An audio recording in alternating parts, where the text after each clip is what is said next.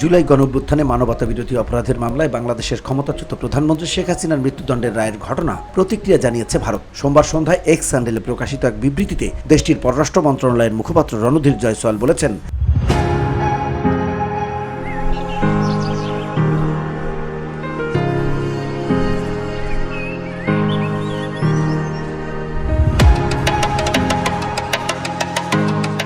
আন্তর্জাতিক অপরাধ ট্রাইব্যুনাল বাংলাদেশের সাবেক প্রধানমন্ত্রী শেখ হাসিনার বিষয়ে যে রায় ঘোষণা করেছে, ভারত সেটি লক্ষ্য করেছে। বিবৃতিতে আরও বলেন, একজন কাছের প্রতিবেশী হিসেবে বাংলাদেশের শান্তি, গণতন্ত্র, অন্তর্ভুক্তি এবং জনগণের স্বার্থ রক্ষায় ভারত কাজ করবে। এই লক্ষ্য আমরা সবসময় সব ধরনের অংশীদারের সঙ্গে কাজ করে যাব।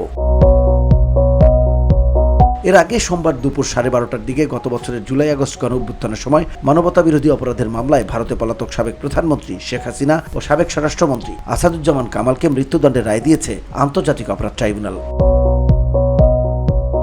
VOD Bangla news desk.